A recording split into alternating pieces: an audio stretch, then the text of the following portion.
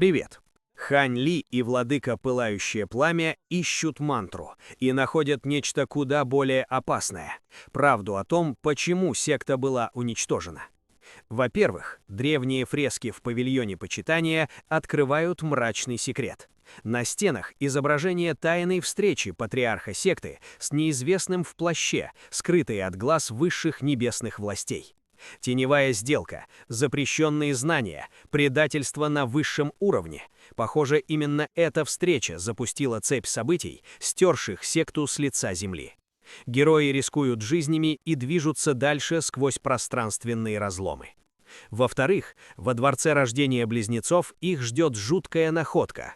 Останки одного из старейшин, но священное дерево, которое должно было защищать от порчи, поглотило темную энергию и превратило мертвое тело в инкубатор абсолютного зла. После жестокой схватки герои убеждаются, мантры здесь нет. Путь один — в личную обитель патриарха, самое опасное место во всех руинах. И, наконец, в долине сокрытой истины их накрывает засада. Аномальный туман, мутированные чудовища, и в центре западни таинственный юноша с лицом словно сшитым из разных людей. Но по-настоящему пугают серые глаза, верный признак глубоко разложившейся сущности серого бессмертного. Они слишком близко подобрались по разгадке гибели секты.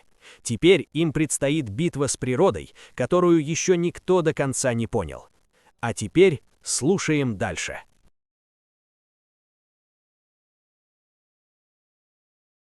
Глава 681. Существа Серого Царства. Я впервые сражаюсь с людьми, и мне было очень любопытно, поэтому я решил немного понаблюдать. Твой спутник ничем не примечателен, но ты довольно интересен. Я чувствую в тебе ауру нашего рода, сказал мужчина в белой мантии. Хань Ли промолчал, продолжая пристально смотреть на мужчину в белой мантии. Он заметил, что над его телом был слой слабого серого света, и аура, исходящая от него, была очень похожа на ауру Мо Юй. «Ты ничего не хочешь сказать?» «Я слышал, что в вашем царстве бессмертных наше серое царство всегда считали первобытной землей, населенной варварами и тупыми зверями, но, судя по тому, что я видел, твой род ничем не примечателен», с презрительной усмешкой сказал мужчина в белой мантии. После этого он сел на плечо чешуйчатого зверя, и над его рукой появился слой серого света, когда он прижал ладонь к золотому замку на шее существа. Золотой свет, исходящий от замка, тут же немного потускнел, словно его подавляли.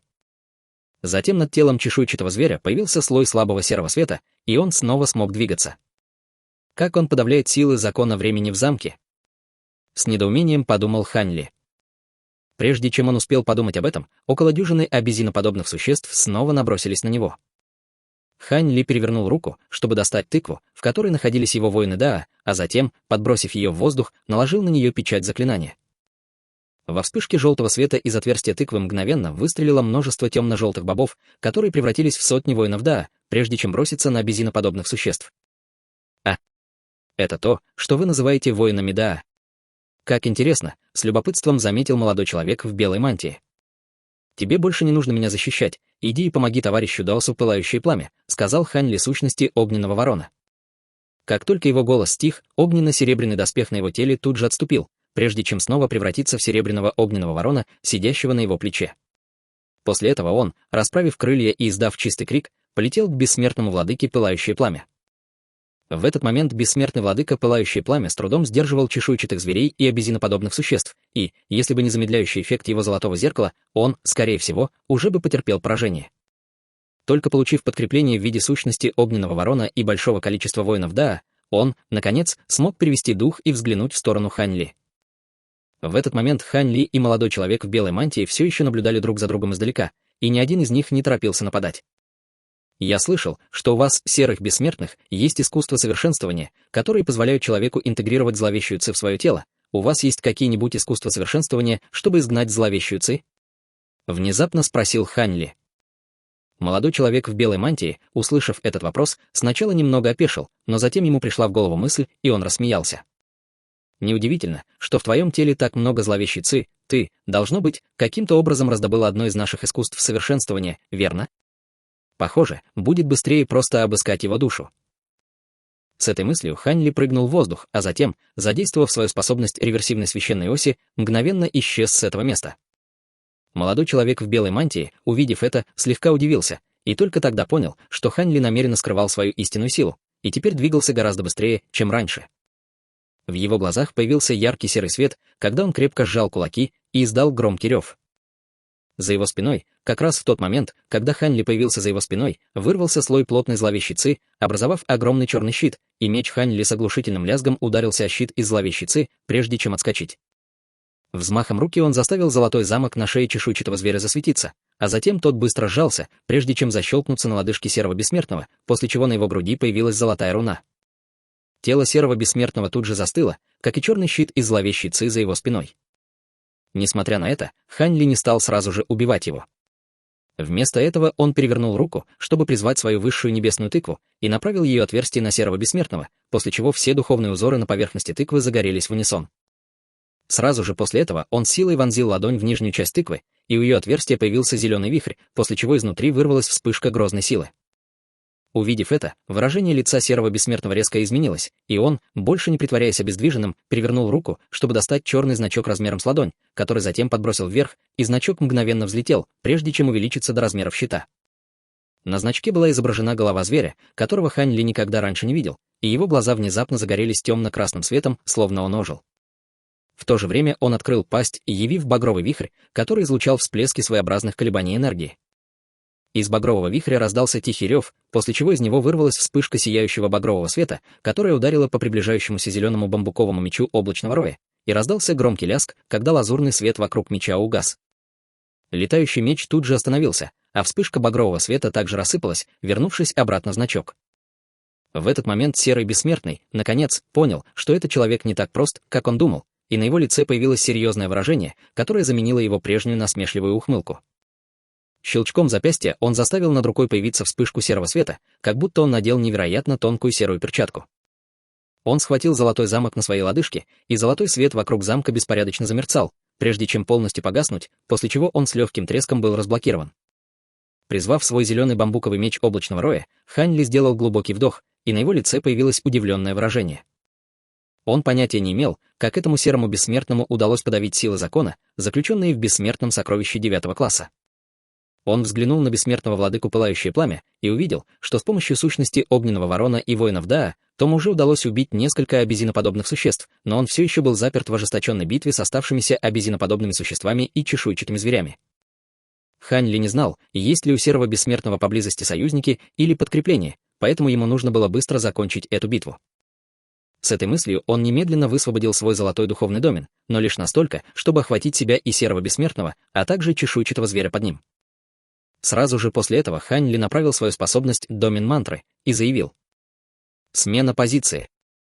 Прежде чем молодой человек в белой мантии успел что-либо сделать, он и Хань Ли каким-то образом поменялись местами, и он оказался в воздухе, на том месте, где только что стоял Хань Ли, а Хань Ли стоял на плече чешуйчатого зверя. Оттуда Хань Ли одним взмахом меча отрубил чешуйчатому зверю голову, разбрызгав во все стороны большое количество зеленой крови. Часть крови попала молодому человеку в белой мантии на лицо, и он, вытерев ее рукой, обнаружил, что она теплая и липкая, явно не иллюзорная.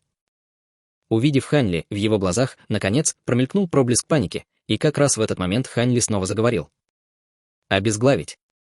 Раздался слабый стук, и молодой человек в белой мантии почувствовал на своей шее холодок, после чего все вокруг него завертелось. Его голова уже была отделена от тела, и, падая на землю, он издал крик ужаса и негодования. Из его глаз тут же выстрелила полоса серебряного света, которая затем превратилась в крошечную серебряную фигурку высотой около 8 сантиметров. У серебряной фигурки были нечеткие черты лица, и она немедленно попыталась сбежать. Однако, только вылетев из тела Серого Бессмертного, она обнаружила, что ее физическое тело все еще стоит на плече чешуйчатого зверя, и оно не было обезглавлено. Только тогда она поняла, что стала жертвой иллюзии. На лице крошечной серебряной фигурки появилось встревоженное и яростное выражение, когда она попыталась вернуться в свое тело, но как раз в этот момент за серебряной фигуркой, без какого-либо предупреждения, появился золотой вихрь, и она тут же застыла на месте. Однако, вместо того, чтобы позволить вихрю поглотить серебряную фигурку, Хань Ли подлетел и схватил серебряную фигурку, после чего из его межбровья выстрелила полупрозрачная нить, когда он приготовился насильно обыскать душу серебряной фигурки. Серебряная фигурка недолго и вяло сопротивлялась, но, поняв, что ее сопротивление бесполезно, на ее животе внезапно появился серый свет. Хань Ли, увидев это, резко изменился в лице, и он поспешно попытался наложить на серебряную фигурку ограничение, но было уже поздно, и она с глухим стуком взорвалась. Увидев это, на лице Хань Ли появилось смирившееся выражение, и он начал спускаться к чешуйчатому зверю.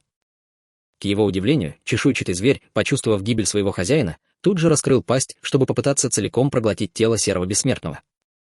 Хань Ли холодно фыркнул, когда из кончика его меча вылетели 3 шара золотой молнии, и он, спикировав вниз, взмахнул мечом в сторону чешуйчатого зверя.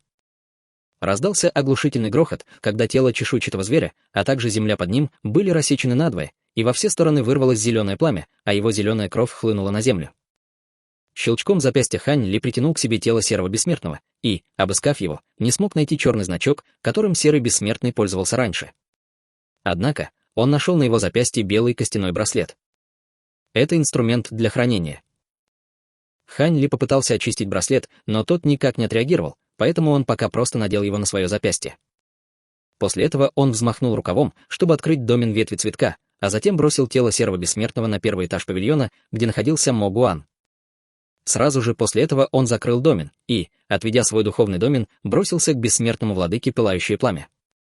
Им не потребовалось много времени, чтобы уничтожить всех оставшихся врагов, и бессмертный владыка Пылающее Пламя с нахмуренными бровями посмотрел на все тела, разбросанные по земле. Все эти существа из Серого Царства.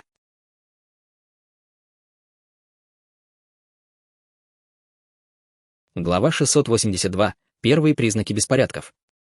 Думаю, что да. Человек, с которым я только что сражался, был серым бессмертным, поэтому вполне логично, что эти существа тоже были из Серого Царства. Продолжаем поиски, или пока уйдем отсюда, товарищ Даос Пылающее Пламя? Спросил Хань Ли. Ты действительно готов повернуть назад, не добравшись до сути? С кривой улыбкой спросил бессмертный владыка Пылающее Пламя. Полагаю, у нас нет выбора, не так ли? Усмехнулся Хань Ли. Они вдвоем немного отдохнули, а затем продолжили углубляться в долину, но, пройдя всего несколько сотен метров, они заметили на земле круглую формацию размером около 30 метров. Формация была построена из белых каменных блоков разной формы, из нее поднимались клубы серого тумана, а вокруг формации можно было почувствовать пространственные колебания. Я полагаю, этой формации здесь раньше не было, верно, товарищ Даос Пылающее Пламя? Со слегка нахмуренными бровями спросил Хань Ли. Я никогда не видел этой формации, и наша секта истинной мантры точно не стала бы ее устанавливать, покачав головой, ответил бессмертный владыка Пылающее Пламя. В таком случае, скорее всего, это сделали те существа из Серого Царства, сказал Хань Ли. Я слышал, что межмировой барьер между Серым Царством и Царством истинных бессмертных невероятно трудно разрушить, так как эти существа из Серого Царства смогли сюда попасть. Может быть, они использовали для этого эту формацию. Задумался бессмертный владыка Пылающее Пламя. Маловероятно. Я чувствую здесь пространственные колебания, но они не очень сильны и, безусловно, недостаточно сильны, чтобы прорвать межмировой барьер. Вдобавок ко всему, формация тоже выглядит неполной. Вместо этого, она больше похожа на часть какой-то более крупной пространственной формации. Если вы спросите меня, то эти существа из Серого Царства, скорее всего, прибыли из другого места, с задумчивым выражением лица сказал Хань Ли. Ты хочешь сказать, что установлена лишь небольшая часть этой формации? Спросил бессмертный владыка Пылающее Пламя. Формация, скорее всего, является важной точкой в более крупной формации, и те существа из Серого Царства, которых мы встретили, возможно, были посланы сюда, чтобы охранять это место. Как только вся формация будет завершена, они, скорее всего, смогут создать проход, который соединит Серое Царство с Царством истинных бессмертных, объяснил Хань Ли. Если это правда, то наше Царство истинных бессмертных ожидает катастрофа. Воскликнул бессмертный владыка Пылающее Пламя. Я бы не стал так говорить. Существа из Серого Царства, скорее всего, выбрали руины секты истинной мантры в качестве точки входа, поскольку каким-то образом узнали, что пространство здесь очень хаотичное, из-за чего в него гораздо легче попасть из Серого Царства. Однако, чего они не знают, так это того, что пространственное равновесие здесь очень хрупкое, поэтому оно, скорее всего, не выдержит создания крупномасштабного пространственного прохода, сказал Хань Ли. То есть, ты хочешь сказать, что, если они силой создадут здесь пространственный проход, то это пространство рухнет? С обеспокоенным выражением лица спросил бессмертный владыка Пылающее Пламя. Я уже видел, как разрушаются пространства. Пространственное равновесие здесь и так очень хрупкое, и если оно будет нарушено, то, скорее всего, произойдет коллапс, с серьезным выражением лица ответил Хань Ли. В таком случае нам нужно как можно скорее найти мантру Великой Пятиэлементной иллюзии и убраться отсюда, сказал бессмертный владыка Пылающее Пламя. Теперь, когда в эти руины проникли даже существа из Серого Царства, нам действительно нужно торопиться. В противном случае, если мы столкнемся с более могущественными серыми бессмертными, то можем не выжить, согласился Хань Ли. С этим они вдвоем разобрали белую каменную формацию и разделили материалы между собой. После этого они обыскали долину и обнаружили, что пещера, в которой когда-то совершенствовался патриарх мира, уже разрушена, по-видимому, во время той битвы, которая привела к гибели секты. Поэтому им оставалось лишь покинуть долину и отправиться во дворец истинной мантры, в соответствии с воспоминаниями бессмертного владыки Пылающее Пламя о его местоположении. В то время как на Хань Ли и бессмертного владыку Пылающее Пламя напали существа из Серого Царства, битва между троицей Ши Чуанькуна и двумя бессмертными посланниками подходила к концу. Долину было уже не узнать, обе горы у входа в нее полностью обрушились, а на площади внутри долины появилось несколько гигантских кратеров. На одном из немногих относительно нетронутых участков долины стояли два человека, Ши Чуанькун и Фэн Линь. Оба они выглядели довольно бледными и получили довольно серьезные ранения. В частности, Фэн Линь была бледная, как мел, и даже вуаль на ее лице не могла скрыть ее ужасного состояния. Рядом с ними на земле лежали 3 разбитых тела, и 2 из них принадлежали никому иным, как Чжао Цзиню и Уляну. Оба были обезглавлены, и разрезы были невероятно гладкими. Последнее тело принадлежало Цзы Цину, и все его тело было странного темно-фиолетового цвета. Его кожа время от времени лопалась, и всякий раз, когда это происходило, во все стороны брызгала темно-фиолетовая кровь. Как только капли крови падали на землю, раздавался легкий шипящий звук, когда они с легкостью разъедали в земле крошечное отверстие. В этот момент зарождающаяся душа Цзы Цина парила в воздухе над телом, с недовольным выражением лица глядя на свое разрушенное физическое тело. Не думал, что у Чжао Цзэня в рукаве есть такая подлая техника. Похоже, твое тело уже не спасти, Цзы Цин, с ноткой злорадства в голосе заметила Фэн Линь. Услышав это, в глазах зарождающейся души Цзы Цина мелькнул проблеск ярости, и он повернулся, чтобы злобно посмотреть на Фэн Линь. «Не беспокойся о своем теле, Цзы Цин. Ты внес значительный вклад в убийство этих 2 бессмертных посланников. Как только мы вернемся в царство дьявола, я найду тебе подходящее тело, и также попрошу отца разрешить тебе совершенствоваться в священном пруду дьявольского источника. Ты вернешь свою былую силу максимум через 10 000 лет, а может быть, даже станешь сильнее, чем был», — сказал Ши Чуанькун. Услышав это, ярость на лице Цзы Цина тут же сменилась радостью. «Благодарю вас, молодой господин.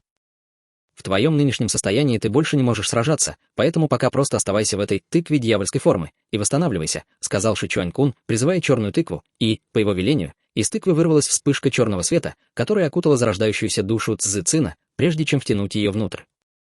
«Ты тоже хорошо справилась, Фэн Линь. Ты тоже будешь вознаграждена, как только мы вернемся в царство дьявола», — сказал Ши Чуанькун, перевернув руку, чтобы убрать тыкву. «Благодарю вас, молодой господин». Тут же с радостью на лице ответила Фэн Линь. «Мы уже потратили здесь много времени, поэтому давай очистим поле битвы, а затем продолжим путь», — сказал Ши Чуанькун. Фэн Линь, естественно, не стала возражать, и она полетела к краю долины, а Ши Чуанькун подошел к телам 2 бессмертных посланников, прежде чем с задумчивым выражением лица посмотреть на них.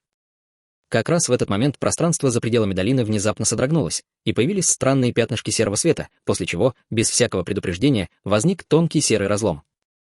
Из разлома вырвался безграничный серый туман, который хлынул в долину, мгновенно заполнив собой ближайшее пространство, и он быстро начал распространяться по всей долине.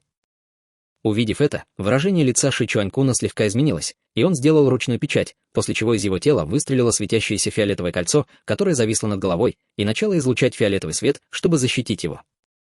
Фэн Линь, тоже тут же поняв, что что-то не так, поспешно вернулась к Ши Чуанькуну, после чего вокруг нее появился большой фиолетовый флаг.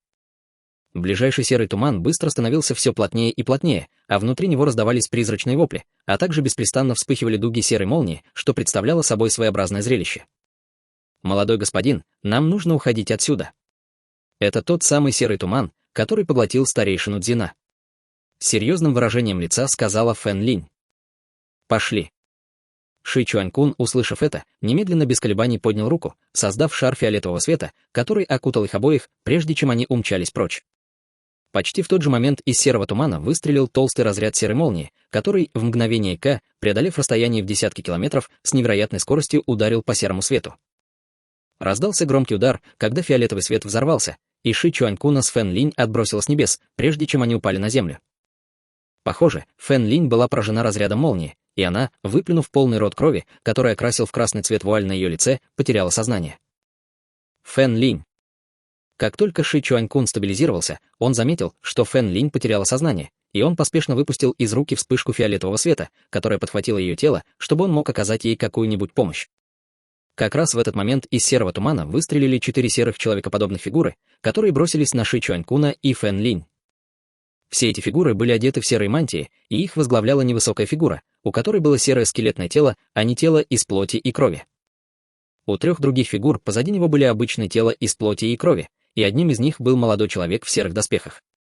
Он держал в руках фиолетовое копье, а его длинные серебряные волосы развивались на ветру, что придавало ему еще более красивый вид. Однако его мутные серые глаза представляли собой довольно странное зрелище.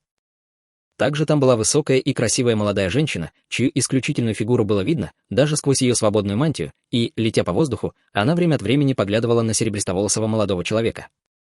Последним из 3 был пожилой мужчина в серой мантии, довольно отталкивающей внешности, и в его мутных серых глазах был холодный блеск.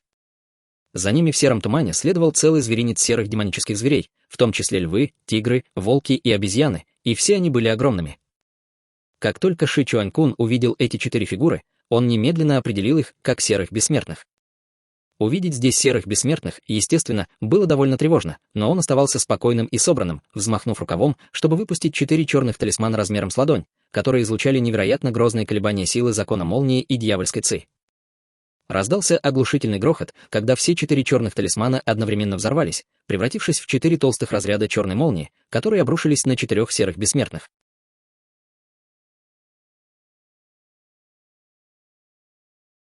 Глава 683. Дворец истинной мантры.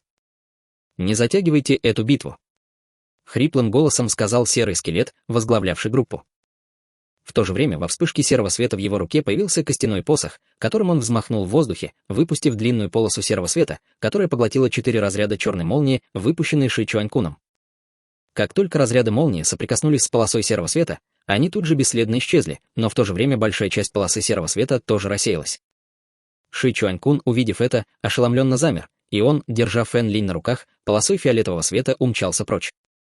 Серый скелет снова взмахнул своим посохом в воздухе, и то, что осталось от полосы серого света, немедленно бросилось в погоню. В то же время пришли в движение и 3 других серых бессмертных.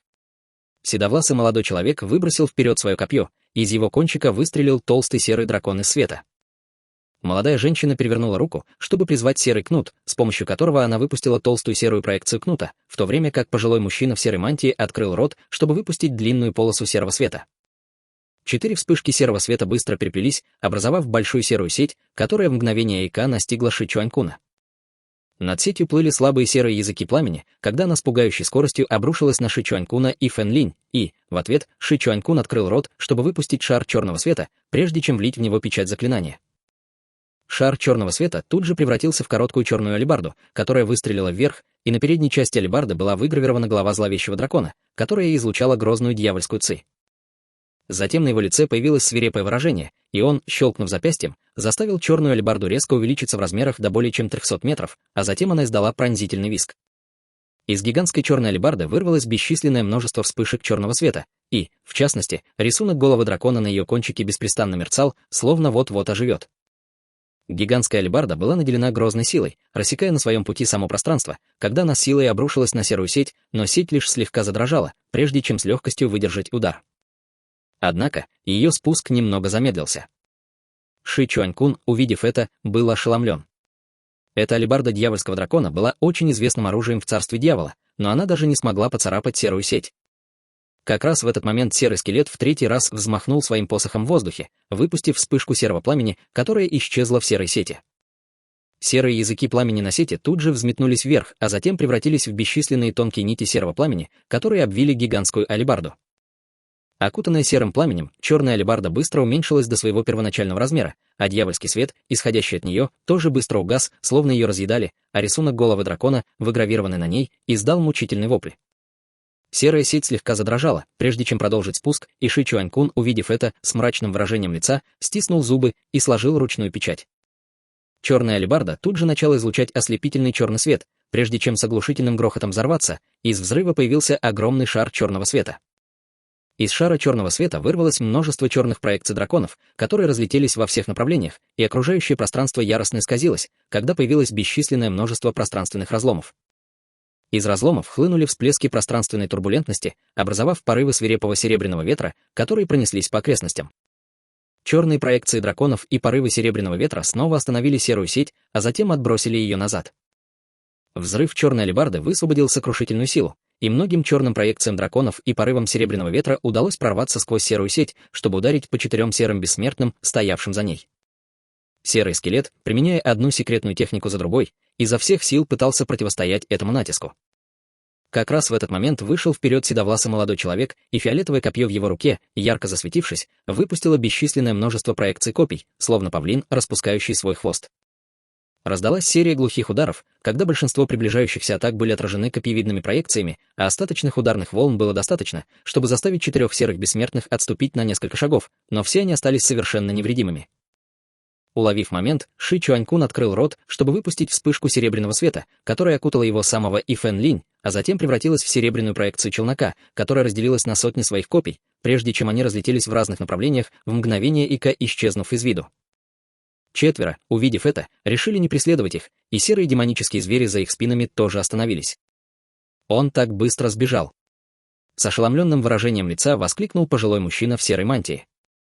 Похоже, в конце он применил какую-то пространственную способность, поэтому поймать его будет непросто. «Что нам теперь делать, господин Гэу?» — спросил седовласый молодой человек, повернувшись к серому скелету. Скелет не сразу ответил. Вместо этого он взмахнул своим посохом, и серая сеть тут же раскрылась. Затем он перевернул руку, чтобы достать небольшую серую пластину, над которой парили 5 серых костяных значков, каждый из которых содержал проекцию миниатюрной человекоподобной фигурки. Один из костяных значков уже был разбит и упал на пластину. Что? Фан Цзинь уже мертв? Как такое возможно? Каким бы высокомерным он ни был, он был на средней стадии высшего зенита, и у него было 2 серебряных ящерицы. Как его могли убить? С недоверием воскликнула молодая женщина. Все, кто вошел в руины секты истинной мантры, могущественные фигуры царства истинных бессмертных. Мы же только что столкнулись с тем, кто владеет пространственными законами, не так ли? Фан Цзинь действительно был довольно силен, но он всегда был очень высокомерен. Он настоял на том, чтобы выполнить это задание в одиночку, и это обернулось против него, усмехнулся пожилой мужчина в серой мантии. «Как ты можешь так говорить, Гуйтян? Фан Цзинь был нашим союзником, а ты радуешься его смерти». Возмущенно воскликнула молодая женщина. Пожилой мужчина в серой мантии не стал оправдываться. Вместо этого он просто взглянул на молодую женщину, задержав свой взгляд на ее пышной груди. Молодая женщина, увидев это, была в ярости, но, прежде чем она успела что-либо сказать, серый скелет произнес. «Довольно. Сейчас мы выполняем задание, поэтому нельзя отвлекаться». «Вы правы, господин Гэу», — поспешно кивнув, ответил пожилой мужчина в серой мантии, но на его губах все еще играла хитрая улыбка. Седовласый молодой человек успокаивающе посмотрел на молодую женщину, и она сделала глубокий вдох, чтобы подавить свою ярость. Поскольку Фан Цзинь мертв, то формация, где он был, скорее всего, тоже разрушена. «Что нам теперь делать, господин Гэу?» — спросил седовласый молодой человек. Серый скелет на мгновение задумался над этим вопросом, а затем обернулся, чтобы посмотреть, что происходит позади него, прежде чем взмахнуть рукавом, выпустив вспышку серого света, которая быстро принесла ему тело Джао Дженя и Уляна. Он на мгновение осмотрел 2 тела, а затем убрал их, прежде чем взмахнуть своим посохом. Серый туман позади него тут же начал яростно бурлить, когда он с неистовством устремился вперед, поглотив всех серых демонических зверей. После этого серый туман продолжил свой путь, окутав и 4 серых бессмертных, а затем, всепоглощающей серой волной, умчался вперед, по-видимому, преследуя Ши Чуанькуна и Фэн Линь. В другом месте руин секты истинной мантры Хань Ли и бессмертный владыка Пылающее Пламя 2 полосами света летели над одним болотом. По всему болоту было разбросано множество водоемов и луж, и время от времени из него поднимались клубы фиолетового тумана, похожие на иллюзорный дым из болота иллюзорного дыма, за исключением того, что этот туман был просто обычным миазмом, без каких-либо иллюзорных свойств. Дворец истинной мантры недалеко. Это было еще одно место, где наш патриарх часто уединялся, сказал бессмертный владыка Пылающее Пламя. То есть, она может быть спрятана там, верно? Спросил Хань Ли. В эти руины проникло много сил. Сейчас здесь еще и серые бессмертные, чтобы все еще больше усложнить, поэтому нам стоит немного ускориться, чтобы, по возможности, избежать неприятностей», — сказал Ханли. Согласен, но то, что это место выглядит безопасным, не значит, что поблизости нет никаких скрытых пространственных разломов. Если мы будем безрассудно ускоряться, то можем подвергнуть себя большой опасности, с беспокойством ответил бессмертный владыка Пылающее Пламя. Бессмертный владыка Пылающее Пламя, увидев это, слегка изменился в лице, но Ханли не обратил внимания на его реакцию, когда в его глазах появился яркий фиолетовый свет, который затем вырвался наружу, образовав два луча фиолетового света длиной около 30 сантиметров. Внутри лучей фиолетового света мерцало бесчисленное множество фиолетовых рун, а в его глазах также танцевали бесчисленные фиолетовые искорки, что представляло собой невероятное зрелище. «Хорошо, пойдем», — сказал Ханли, значительно ускорившись, и бессмертный владыка Пылающее Пламя поспешно последовал за ним. Они вдвоем летели еще почти 2 часа, и болото внизу постепенно исчезло, его заменило огромное море. Эта часть моря была довольно холодной, и время от времени с неба падал снег. На поверхности моря также образовались большие куски льда, которые красиво отражали солнечный свет.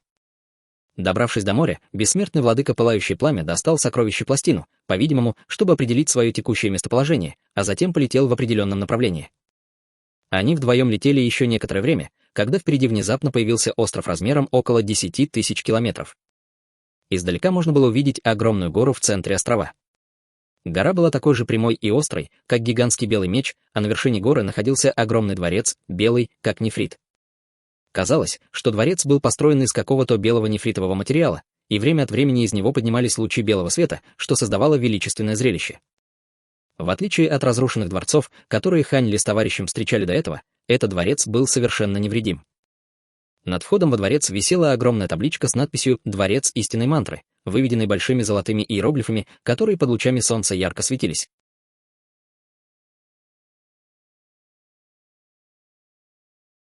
Глава 684. Потеря связи. Да, действительно удача. Это место идеально сохранилось.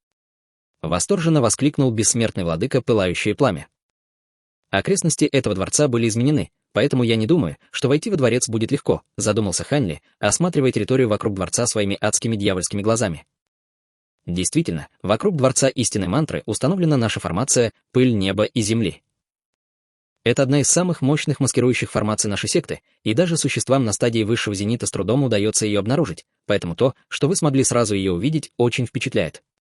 Удивленно сказал бессмертный владыка Пылающее Пламя, еще раз взглянув на светящиеся фиолетовым глаза Ханли. «Вы говорите так уверенно, товарищ Даос Пылающее Пламя. Может быть, вы уже знаете, как ее обойти?» — спросил Ханли, когда фиолетовый свет в его глазах погас. «Для чужака обойти формацию было бы практически невозможно, но можете на меня рассчитывать, товарищ Даосли», — с улыбкой заверил бессмертный владыка Пылающее Пламя. Сразу же после этого он перевернул руку, чтобы достать серебряную нефритовую пластину, прежде чем подбросить ее вверх, и в то же время он другой рукой наложил на нефритовую пластину печать заклинания. С поверхности нефритовой пластины мгновенно поднялся яркий серебряный свет, который превратился в шар серебряного света, окутавший Ханли и бессмертного владыку Пылающее Пламя. Затем бессмертный владыка Пылающее Пламя начал читать заклинание, прежде чем указать пальцем на дворец вдали, и шар серебряного света тут же, довольно вяло, полетел в том направлении. Пролетев небольшое расстояние, пространство вокруг шара серебряного света внезапно начало гудеть, после чего появилась серия перекрещивающихся полос белого света. Эти полосы белого света были разной длины и размера, и они были распределены по всей области радиусом почти 10 километров вокруг дворца истинной мантры, принимая всевозможные формы.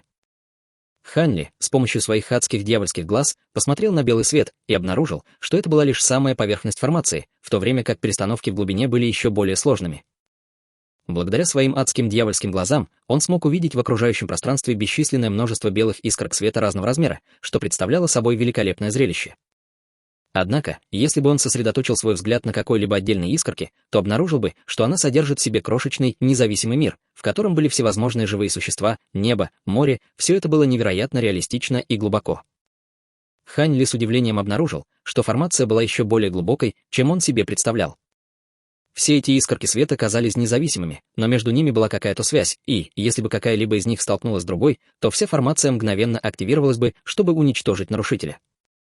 Несмотря на уверенность, с которой бессмертный владыка Пылающее Пламя говорил ранее, он действовал очень осторожно, тщательно направляя шар серебряного света между белыми искорками. Почти через 2 часа они вдвоем преодолели лишь около половины пути. Внезапно формация впереди снова изменилась, и появилась серия шаров черного света, которые начали вращаться, выпуская волны черных пульсаций. По мере того, как эти пульсации постепенно распространялись наружу, все впереди постепенно начало расплываться, и в воздухе возникла зловещая атмосфера. Вторая половина этой формации еще сложнее. Мне нужно будет сосредоточиться, поэтому, товарищ Даосли, пожалуйста, не отвлекайте меня, предупредил бессмертный владыка Пылающее Пламя. Хань Ли, кивнув, согласился, и бессмертный владыка Пылающее Пламя, зная, что Хань Ли — надежный человек, выдал это предупреждение лишь в качестве меры предосторожности.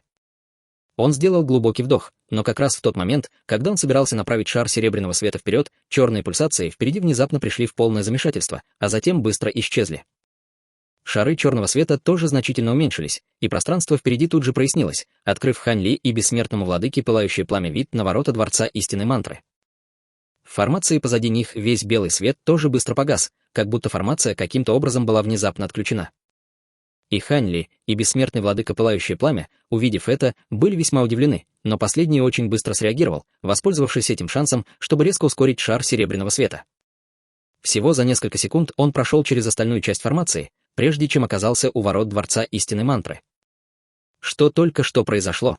— спросил бессмертный владыка Пылающее Пламя. «Я предполагаю, что ядро этой формации должно быть во Дворце Истинной Мантры, поэтому я могу только предположить, что там что-то произошло», — предположил Хань Ли. «Может быть, кто-то уже добрался сюда раньше нас?»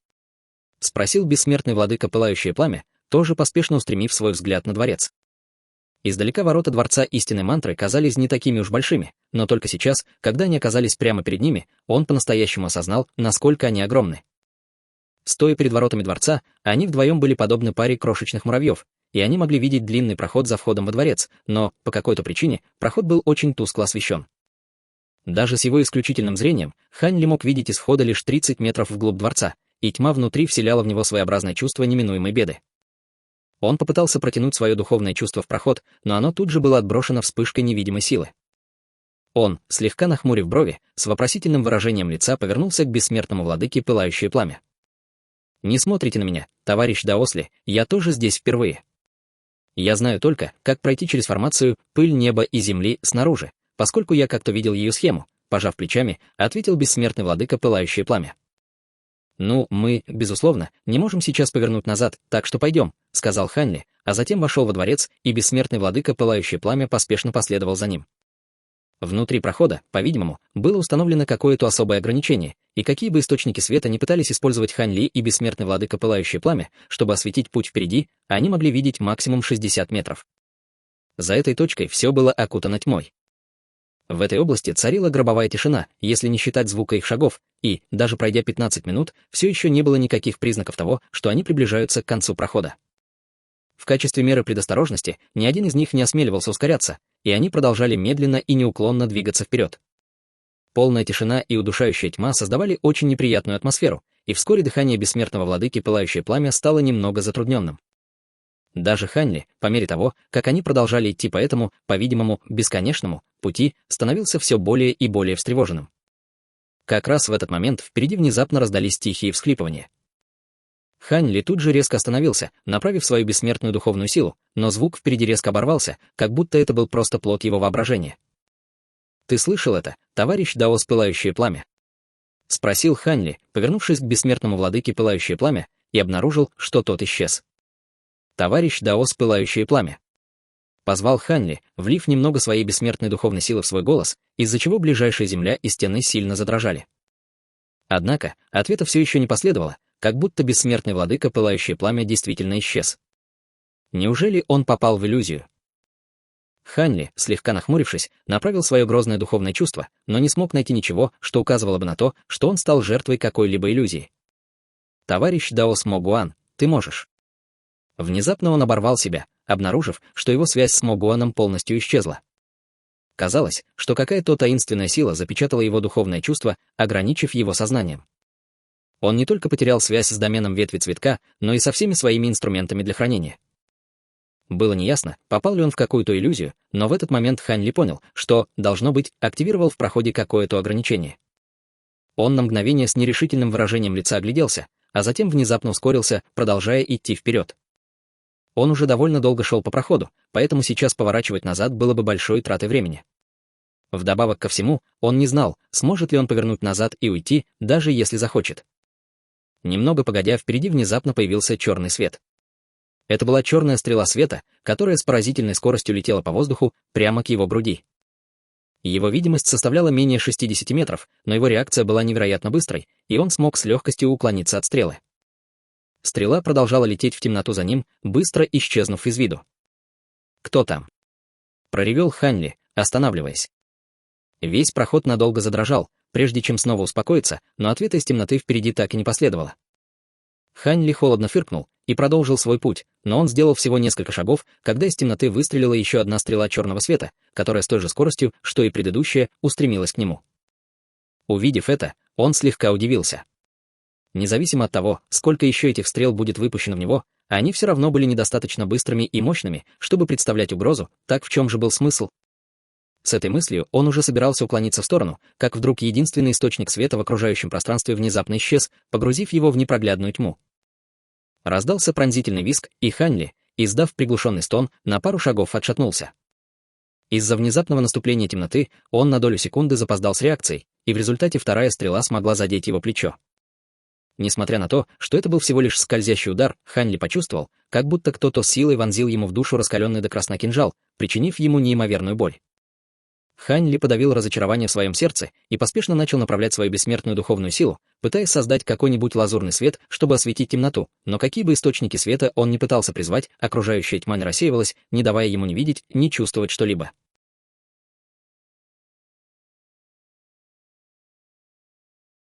Глава 685. Потеря всех 6 чувств. Ограничение поглощает весь свет? Нет, проблема в том, что я больше не могу видеть. Как только он это осознал, на лице Ханли тут же появилось мрачное выражение. В этот момент он не мог не высвободить свое духовное чувство, не видеть, из-за чего он был совершенно уязвим, если в него снова выстрелят какие-либо стрелы. И действительно, как только эта мысль пришла ему в голову, впереди снова раздался пронзительный визг. Ханли поспешно повернулся, пытаясь на слух определить, откуда летит стрела, а затем попытался уклониться от снаряда, но в нижней части живота он почувствовал холодок, после чего вспышка сильной боли заставила его снова издать приглушенный стон. Ханли положил руку на нижнюю часть живота и обнаружил, что там отсутствует большой кусок плоти, как будто его что-то откусило.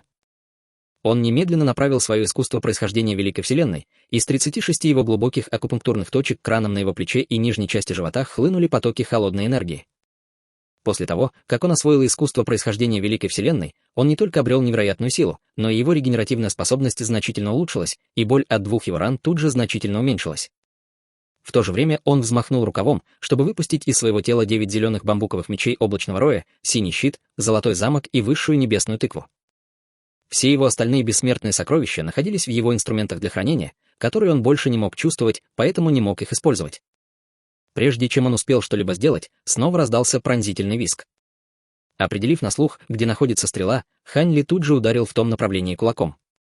9 зеленых бамбуковых мечей облачного роя тоже тут же выстрелили вперед, прежде чем переплестись друг с другом, образовав гигантский лазурный меч в форме цветка лотоса, который обрушился на черную стрелу. В то же время из отверстия тыквы в сторону стрелы выстрелила вспышка зеленого света, а синий щит, увеличившись до нескольких десятков метров, встал перед ним. Что касается золотого замка, то, хотя он и не был защитным бессмертным сокровищем, он тоже служил щитом. Однако, в следующее мгновение Ханли снова почувствовал в нижней части живота холодок, после чего вспышка мучительной боли отбросила его назад, и изо рта у него хлынула кровь. Он не мог видеть, но чувствовал, что в его нижней части живота пробито большое отверстие, и ему показалось, будто его внутренние органы одновременно сжигают обжигающим пламенем и разъедают кислотой.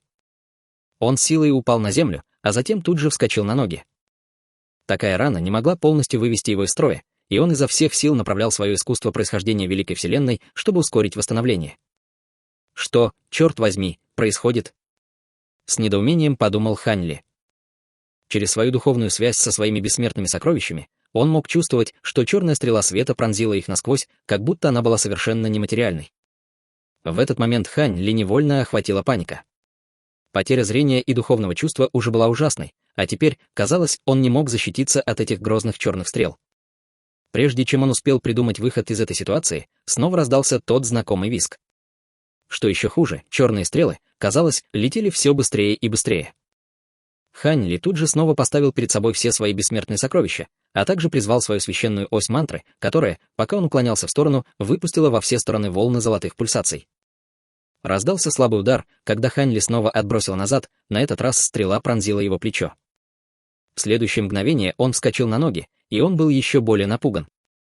Его козырь, священная ось мантры, не помогла ему. В этот момент его лицо внезапно застыло, а все его тело одеревенело. Окружающее пространство погрузилось в полную тишину. Он потерял слух. Сердце Хань Ли тут же сжалось. Без слуха, как он сможет определять местоположение стрел? Разве он теперь не был просто мишенью? Внезапно он почувствовал, как порыв ветра пронесся по его коже, и он поспешно отскочил в сторону, но только он начал двигаться, как вспышка мучительной боли пронзила его грудь, снова отбросив его назад. В его груди появилось большое отверстие, но, к счастью, оно не задело его сердце. Он снова вскочил на ноги, и его лицо исказилось от паники и ярости. Без духовного чувства, зрения и слуха он никак не мог уклониться от этих стрел. Даже с его невероятной регенеративной способностью, одной стрелы, попавшей в одно из его жизненно важных мест, было бы достаточно, чтобы лишить его жизни. Неужели он здесь погибнет? Хань Ли, издав отчаянный рев, перестал обращать внимание на угрозу стрел и изо всех сил бросился вперед. Однако, в следующее мгновение в него полетела еще одна стрела. В этот момент он изо всех сил бежал вперед, поэтому не смог уклониться, и вспышка сильной боли пронзила его правую руку, после чего вся его рука была отрублена у плеча. Хань Ли, стиснув зубы от боли, продолжал изо всех сил бежать вперед. Внезапно его лицо снова застыло. В этот момент его тело было залито кровью, но он не чувствовал ее запаха. Он что, и обоняние потерял? Сразу же после этого спереди выстрелила еще одна стрела, на этот раз пронзив его правую ногу. Он, не обращая внимания на травмы, продолжал идти вперед, но с каждой секундой чувствовал все большее разочарование. Казалось, что этому темному проходу нет конца, и, впервые с тех пор, как он прибыл в царство истинных бессмертных, он погрузился в полное отчаяние. Однако, в его сознании все еще оставалась последняя капля ясности, которая призывала его не сдаваться. В мгновение эйка в него попало еще 7 или 8 стрел, пробив в его теле еще несколько больших дыр. Единственным утешением было то, что у него все еще оставалось осязание, поэтому он мог чувствовать ветер, создаваемый стрелами, и в последний момент уклоняться, тем самым спасая свои жизненно важные органы. Однако, даже с его невероятной физической силой, он от тяжелых ран начал чувствовать легкое головокружение. Так больше нельзя. Внезапно Хань Ли остановился, а затем, жадно хватая ртом воздух, опустился на землю. Он думал, что проход не будет очень длинным, и если он будет бежать на полной скорости, то сможет за короткое время добраться до его конца, но он явно ошибался в своих расчетах. Он изо всех сил направил свое искусство происхождения Великой Вселенной, пытаясь залечить раны, но они были слишком тяжелыми, чтобы его регенеративная способность могла с ними справиться. Что же делать? Хань Ли лихорадочно соображал, пытаясь найти выход из этой ужасной ситуации. Как раз в этот момент его лицо снова застыло. Он потерял осязание. С потерей осязания у него больше не было возможности уклоняться от черных стрел. В этот момент в его дантянь проникло ощущение холода, после чего последовала та же мучительная боль. Хань Ли хотел возмущенно зарычать, но не смог издать ни звука. Когда его дантянь и зарождающаяся душа были уничтожены, его сознание начало быстро погружаться во тьму, и он, несмотря на все свои отчаянные попытки, не смог удержаться. Как раз в этот момент в его сознании возникла соблазнительная фигура Наньгун Вань. «Ваня!» — крикнул Хань Ли из глубины своего сердца, и то, что осталось от его сознания, упрямо цеплялось за этот мир, отказываясь исчезать. Он не мог умереть здесь. Ему еще нужно было столько всего сделать, он не мог сдаться. Хань Ли изо всех сил цеплялся за свою последнюю каплю ясности, отказываясь погружаться в бездну. Время тянулось мучительно медленно, и, после того, что показалось вечностью, в его сознании раздался слабый треск, словно что-то разбилось. В следующее мгновение в сознание Хань Ли хлынул огромный поток тепла, из-за чего он невольно расслабился и потерял сознание. «Товарищ Даосли! Товарищ Даосли!» Рядом с ухом Хань Ли раздался встревоженный голос, и изначально казалось, что он исходит из другого мира, но постепенно становился все четче и четче. Сознание Хань Ли медленно вернулось к нему, и он обнаружил, что стоит в лазурном дворце, и его тело было совершенно невредимым. В этот момент рядом с ним стоял бессмертный владыка Пылающее Пламя, и с беспокойством на лице наблюдал за ним. Что, как? Хань Ли, с трудом подбирая слово, пытался понять, что он только что пережил. Говоря это, он быстро осмотрел окрестности и обнаружил, что за ним темный проход, тот самый, через который они прошли у входа во дворец. Внутри прохода беспрестанно возникали вспышки черного света, которые постоянно принимали всевозможные формы, как будто они были живыми существами. Это ограничение патриарха мира, истинная мантра 6 чувств. Я вспомнил о нем, только войдя в проход. Это ограничение очищает разум, затягивая тебя в иллюзию, где ты лишаешься всех 6 своих чувств, объяснил бессмертный владыка пылающее пламя. Это была иллюзия. Мне показалось, что все было даже более реалистичным, чем в реальности, с кривой улыбкой сказал Хань Ли. Те, у кого недостаточно крепкая сила духа, полностью теряют сознание, будучи лишенными одного или двух своих чувств, из-за чего навсегда остаются формации. Очень немногие могут дожить до того момента, когда лишатся 3-го или 4-го чувства. Главная цель этого ограничения — не допустить проникновения врагов, но оно также использовалось как испытание силы воли для учеников нашей секты. Я уже несколько раз проходил через это ограничение, поэтому смог его преодолеть. Напротив, ты вошел в это ограничение совершенно неподготовленным, но все равно смог выбраться, и это говорит о невероятной силе духа, с ноткой восхищения в глазах сказал бессмертный владыка пылающее пламя. Вы слишком добры, товарищ Даос пылающее пламя. Мне просто невероятно повезло, что мне удалось преодолеть это ограничение, сказал Хань Ли, махнув рукой, и внутренне он был немного раздражен. Бессмертный владыка пылающее пламя, по-видимому, почувствовал недовольство Хань Ли и объяснил. Прошу прощения, товарищ Даосли, я не знал, что здесь установлено это ограничение. Это очень опасное ограничение, но оно также может принести огромную пользу. В частности, человек больше всего выигрывает от первого прохождения этого ограничения. Проверьте, не усилилось ли ваше духовное чувство, товарищ Даосли.